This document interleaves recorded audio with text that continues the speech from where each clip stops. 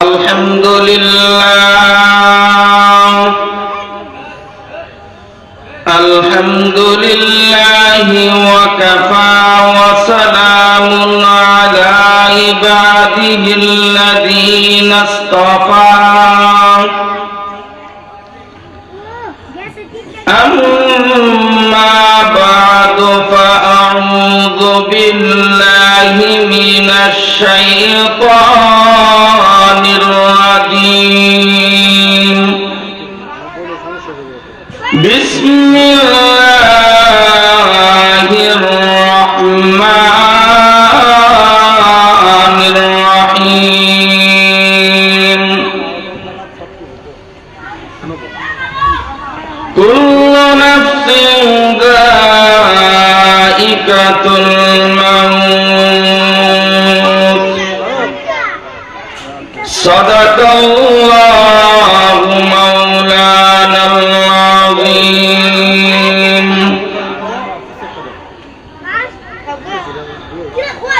Wa qala sha'na habibihi wa mahbubihi mukbiran wa amira.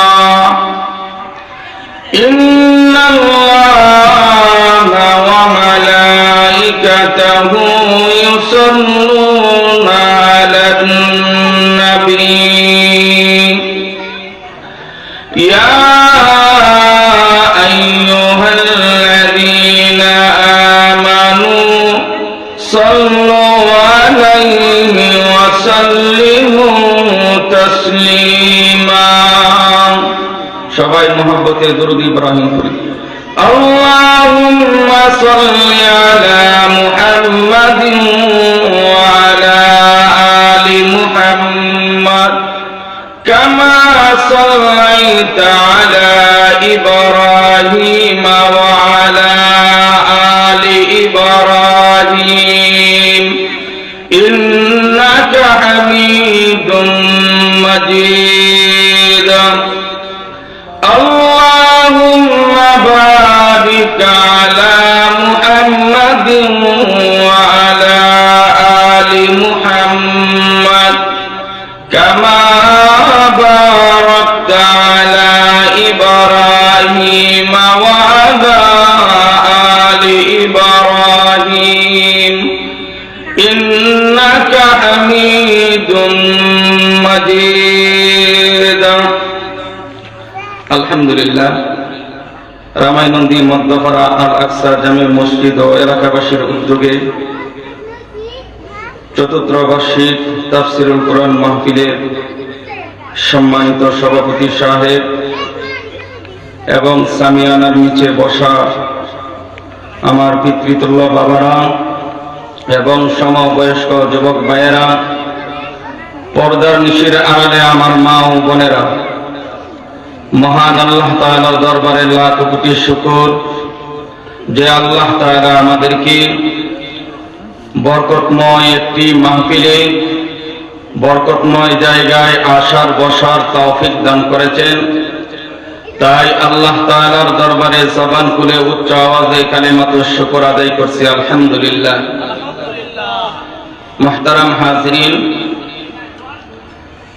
আমি আপনাদের খেদমতে আল্লাহ তাআলার পবিত্র কালাম থেকে এই আয়াতের কিছু অংশ তেলাওয়াত করেছি এবং রাসূল মকবুল সাল্লাল্লাহু আলাইহি ওয়াসাল্লামের শানে দুরূদ পড়েছি। আল্লাহ তাআলা যদি আমাকে তৌফিক দান করেন তাহলে আয়াতকে সামনে রেখে অল্প সময় তার অনুকূলে কিছু কথা বলবো। যে কথাগুলি বলবো আল্লাহ তাআলা যেন আমাকে এবং সুন্নাহওয়ালাদেরকে ইখলাসের নিয়তে, আমলের নিয়তে শোনার, বোঝার, মানার তৌফিক দান করেন। সবাই বলি আমিন। মুহতারাম হাজিরিন, আমি যে আয়াত তেলাওয়াত করেছি এই আয়াতটা একেবারে প্রসিদ্ধ একটি আয়াত। এই আয়াতটা আমরা প্রায় জায়গায় আমরা শুনতে পাই। বেশিরভাগ আমরা যদি কোনো মানুষ যদি মারা যায় তাহলে জানাজা পড়ার সময় এই আয়াতটা আমরা বেশিরভাগ আমরা শুনি, কিন্তু এই আয়াতের ভিতরে কি আছে, এই আয়াত দ্বারা আল্লাহ তাআলা কি বুঝাইছেন, এই আয়াত যে হুজুর উলামায়ে কেরাম যে পড়েন আমাদেরকে কি বোঝান, অনেকে আমরা জানি, অনেকে আবার জানি না। যারা জানি তারা মানি না, আর যারা জানি না তারা তো মানি না, ঠিক কিনা? যারা জানি তারা মানি না, আর যারা জানি না তো মানব কোথা থেকে? এই হলো আমাদের অবস্থা। কিন্তু আমাদের জানার দরকার ছিল যে যেখানেই জানাজা হয় এই জায়গার মধ্যে আয়াত পড়ে, উলামায়ে কেরামে আয়াতটা পড়ে, অনেক আম মানুষের ওই আয়াতটা পড়ে, কিন্তু এই আয়াতের ভিতরে আল্লাহ তাআলা কি বলছেন, আমাদের জন্য এই আয়াতের মধ্যে কি মেসেজ আছে আমরা কিন্তু জানলেও এটাকে আর মানতে চাই না। আমাদের আদত অন্যরকম হয়ে গেছে,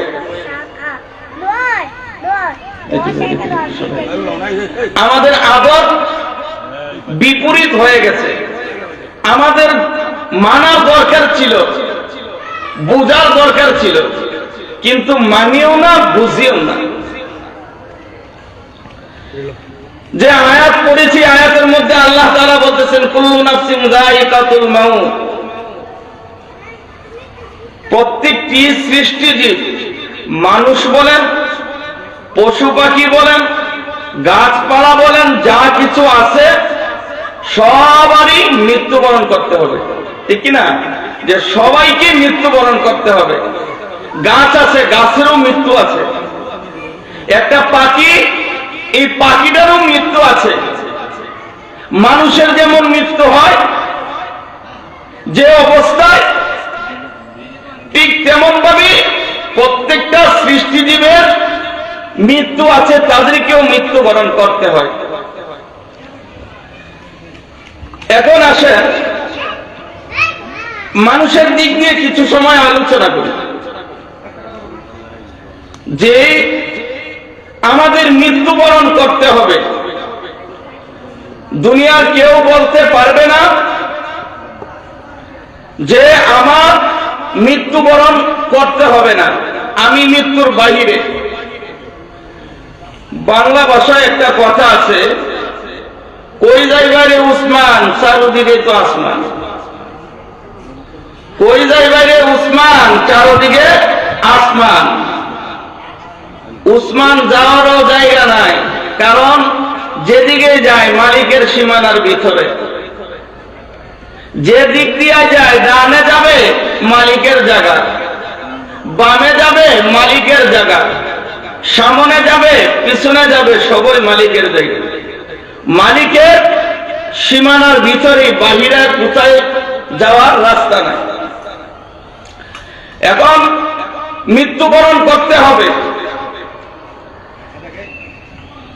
মৃত্যু যে আমাদের বরণ করতে হবে, মৃত্যু হবে। কার কখন মৃত্যু হয় কেউ জানি?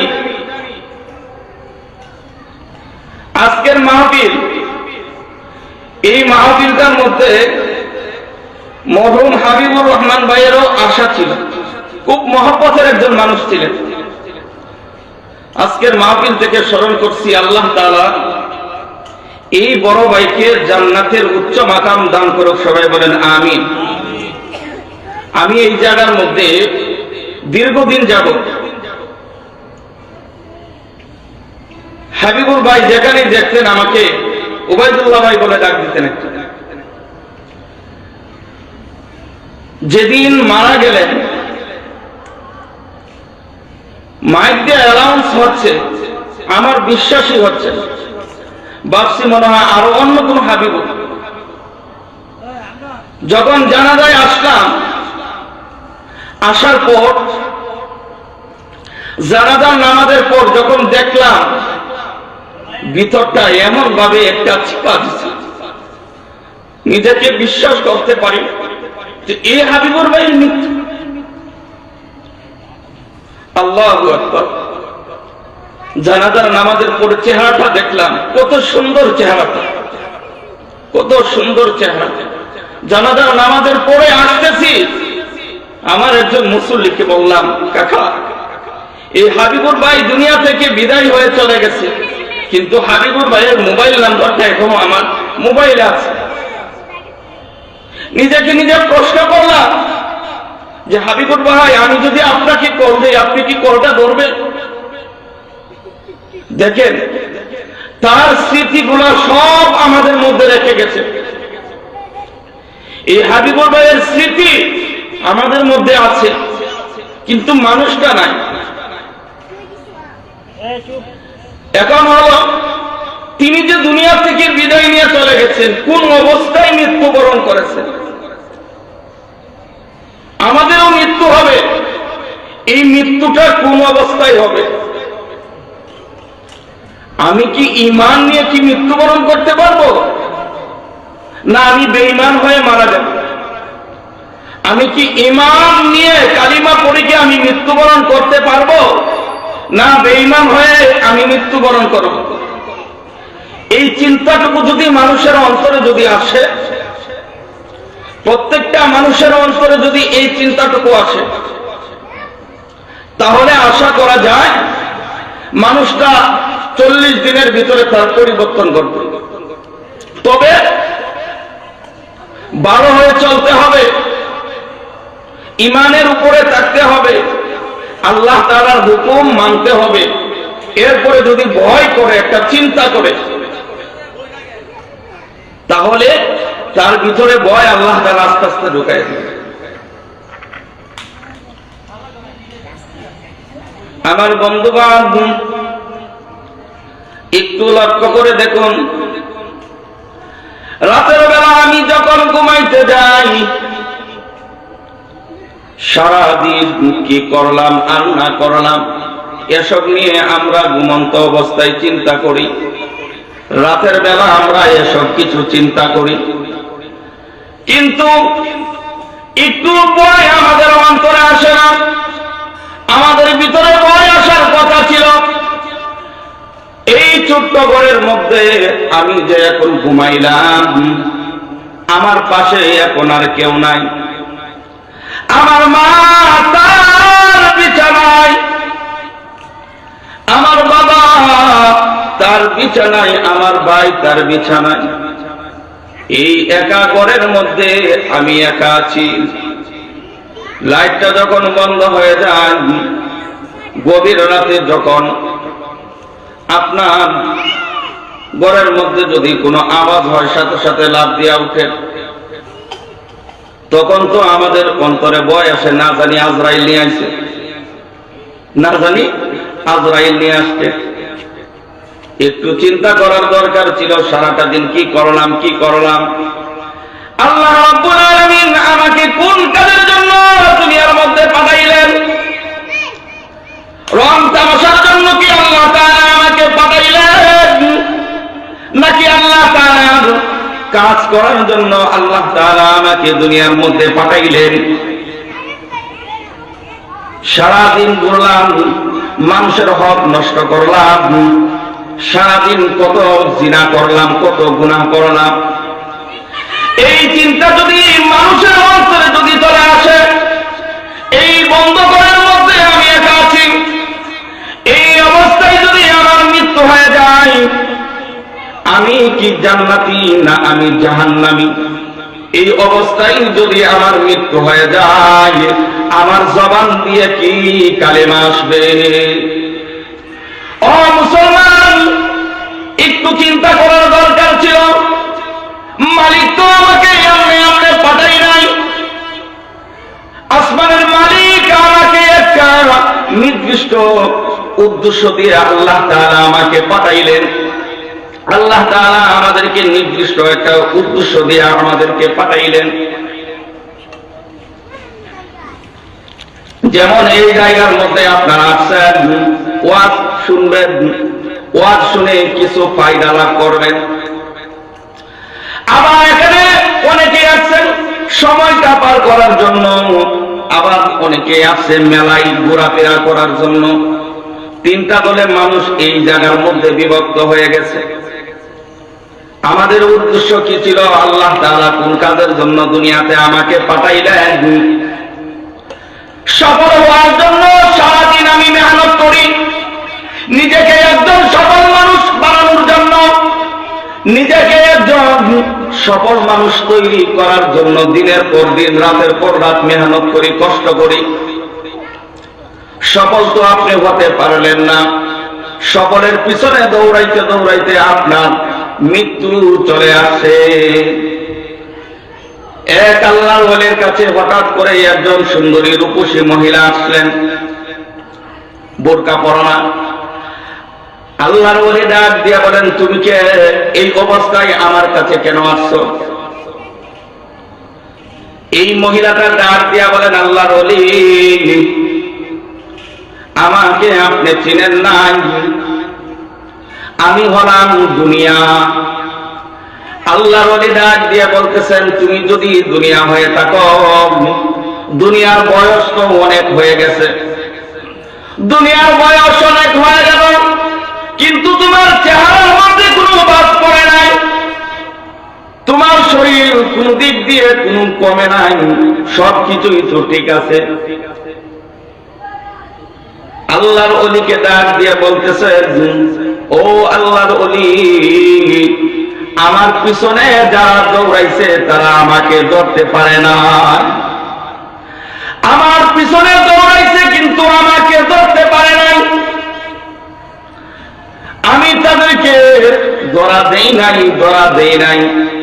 তারা দুনিয়ার জন্য তারা আমার পিছনে দৌড়াইছে, আখিরাতের জন্য তারা দৌড়াই নাই, আখিরাত তালাশও তারা করে নাই। তারা সারা দিন সারা রাত শুধু দুনিয়া দুনিয়া নিয়ে ব্যস্ত। আমরা তো এমন, রাত আর দিন শুধু দুনিয়া দুনিয়া নিয়ে ব্যস্ত, আখিরাতের কথা আমরা চিন্তা করি না। আমরা তো অনেকেই মৃত্যুটাকেই ভুলে গেছি, আমরা অনেকেই মৃত্যুই ভুলে গেছি। মনে করি মৃত্যু তো আমার কাছে আসবে না, মৃত্যু আসলে তো আমার তো বৃদ্ধ হওয়া লাগবে, এর আগে তো আর আমার মৃত্যু হবে না, এর আগে তো আর মৃত্যু আমার হবে না, বয়স হবে না, মৃত্যু হবে। কার কাছে কখন মালাকুল মউত এসে যায় কেউ বলতে পারে না। এখানে আমি আছি, আবার আমি ফিরে আমার মসজিদে যাব, বিশ্বাস আছে? আপনাদের আসেনি? কারো বিশ্বাস নাই। এই বিশ্বাস যেহেতু নাই, আমি শ্বাস ছেড়েছি আবার প্রাণ দিয়ে ভিতরে নেব, এটারই বিশ্বাস নাই। কিসের জন্য আমরা দৌড়াইতেছি? যার জন্য দৌড়াইতেছি সে তো আমাকে ধরা দেয় না। সফল হওয়ার জন্য আমি দৌড়াই, সফল তো আমি হতে পারি না, আমি সফল হতে পারি না, আমি তো সফলের পিছনে দৌড়াইতেছি। আমাদের উদ্দেশ্য ছিল যে দুনিয়াতে আমরা থাকবো, আল্লাহ তাআলার কাজ করব, আখিরাতের সফলতা অর্জন করব। আল্লাহ রাব্বুল আলামিন দুনিয়াতে আমাদেরকে পাঠাইলেন, আমাদেরকে আল্লাহ তাআলা দুনিয়াতে আমাদেরকে পাঠাইলেন অল্প সময়ের জন্য হায়াত। এই অল্প সময়ের ভিতরে আমাদেরকে আখিরাতের বাজারগুলো আমাদেরকে তৈরি করে নিতে হবে, মৃত্যুর সামানা আমাদেরকে এই দুনিয়াতে তৈরি করে নিতে হবে। যেহেতু আমাদের তৈরি করে নিতে হবে, তাহলে আমাদের কাজ হলো নিজেকে এই দুনিয়াতে সংশোধন করা লাগবে, নিজেকে দুনিয়াতে সংশোধন করতে হবে। যদি আমি দুনিয়াতে নিজেকে সংশোধন করতে না পারি, তাহলে তো আমি বেঈমান অবস্থায় আমি দুনিয়াতে বিদায় হব। আর যখন আমি বেঈমান অবস্থায় যখন আমি দুনিয়া থেকে আমি বিদায় হব, বিদায় হওয়ার সাথে সাথে যখন আমার আত্মীয় স্বজন যখন আমাকে দাফন করে চলে আসবে, যখন আমাকে দাফন করে চলে আসবে, আসতে দেরি হবে, আযাবের ফেরেশতারা এসে আমাকে শাস্তি দিতে দেরি হবে না। আযাবের ফেরেশতারা আইসা শাস্তি দিতে দেরি, আরম্ভ হয়ে দেবো পার আর গুতা, সফল বাইর করবো পাড়ায়া, গুতা যখন দিব তখন সফল কই, সফল কোথায়? সফল আর নাই। হক কথা কইলেই দোষ, কইলেও দোষ, না কইলেও দোষ, এই অবস্থা এখন। হক কথা কইলেও দোষ, কইলে তো শরীরের মধ্যে দেওয়া লাগে। হুজুরা এই কথা কয় গেল লেগে, হুজুররা খালি শুধু জান্নাত আর জাহান্নামের আলোচনা করব, আসমানের উপর আর জমিনের নিচের আলোচনা করব, আর সাইডে বাইরে কি আলোচনা করব? আসমানের উপরে আর জমিনের নিচের আলোচনা যদি করে তাহলে কি সাইডের গুলা কি আসবে না? অবশ্যই আসবে।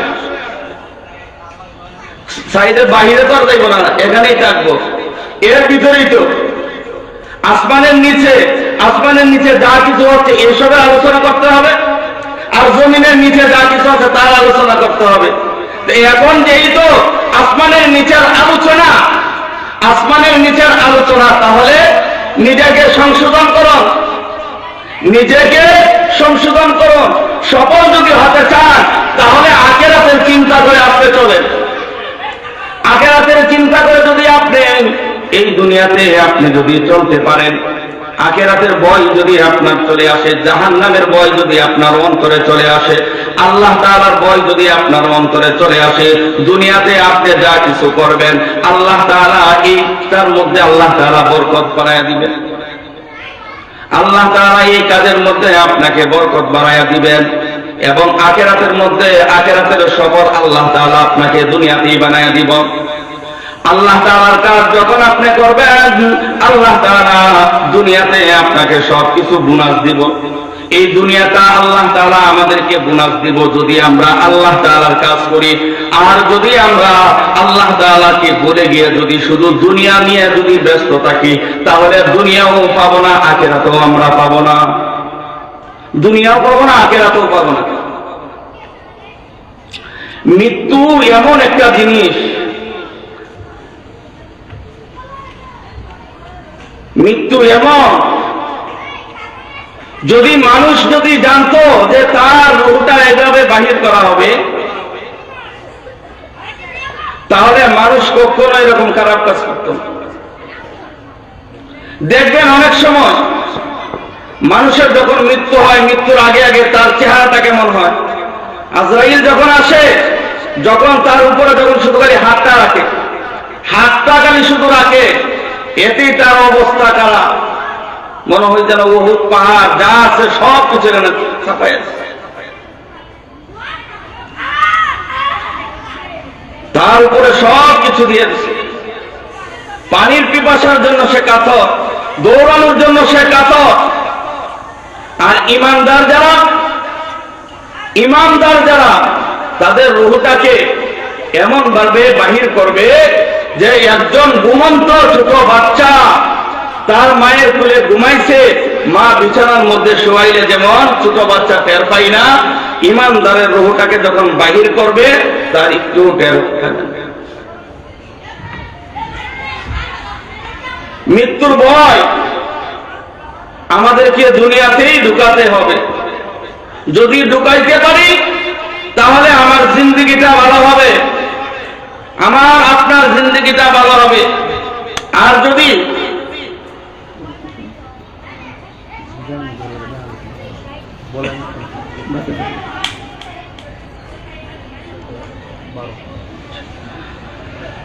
আল্লাহু আকবার। মুহতারাম হাজিরিন, হুজুর এসে গেছে। হুজুরকে পাশে বসিয়ে রাখা, কথা বলা এটা একটা বিয়াদব। আমি তো ছোট মানুষ, যিনি আসছেন তিনি একজন ওয়াজের জাহাজ। আমরা হয়তো বা তাকে চিনি না, তিনিও কিন্তু একজন ওয়াজের জাহাজ। ওয়াজের জাহাজ গাড়ো এসে ভিড়ছেন, ছোট নৌকার আর কি দাম আছে? যে ছোট নৌকার আর কোনো দাম নাই। এই কারণে মুহতারাম হাজিরিন, যে আমাদেরকে মৃত্যুবরণ করতে হবে, আমাদের প্রত্যেকেরই মৃত্যুবরণ করতে হবে। মৃত্যুবরণ যেহেতু আমাদের করতে হবে, এখন আমার মৃত্যুটা যদি ঈমান অবস্থায়, যদি কালেমা অবস্থায় যদি আমার মৃত্যু হয়, তাহলে আমার মৃত্যুটা হবে দামি। আর যদি কালেমা ছাড়া বেঈমান হয়ে যদি মারা যায়, কুকুর শিয়ালে মরে, কুকুর শিয়ালের মতো মরে তো আর কোনো লাভ নাই। বাঁচতে হলে সিংহের গর্জন দিয়ে বাঁচতে হবে, আর কুকুরের মতো জিন্দেগি দিয়ে কি লাভ? যে মৃত্যু দিয়েই তো হবে। আমরা সবাই জানি আমার মৃত্যু হবে, আমাদের মৃত্যু হবে। মৃত্যু হওয়ার আগে আগে আমাদেরকে মৃত্যুর সামানা দুনিয়াতে তৈরি করে নিতে হবে। বাজার করার জন্য যেমন বাজারে যাই, ব্যাগ নিয়ে যাই, টাকা নিয়ে যাই। বাজারে আপনি গেলেন, টাকা নিছেন না, ব্যাগও নিছেন না, যাইয়া বলতেছেন ভাই আমার এই জিনিসটি লাগবে, আপনি আমাকে দেন। আমার কাছে তো টাকা নাই, টাকা তো আনি না, আপনাকে দিব, গাঢ় ধরে বাই করে দিন। এখন যদি সবাইকে যদি জিজ্ঞাসা করা হয় আপনি কি জান্নাতে যাইতে চান, ছোট বড় সবাই বলবেন যে জান্নাতে যাইতে চান।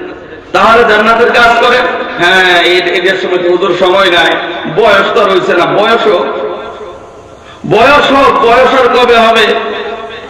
মরার সময়, আজরাইল আসার সময় কি আপনার বয়স হবে? তখন তো আর বয়স হবে না। আপনার বয়স তখন আর হবে না। আল্লাহ তাআলা যত সময় আপনাকে হায়াত দিয়ে রাখছেন, যত সময়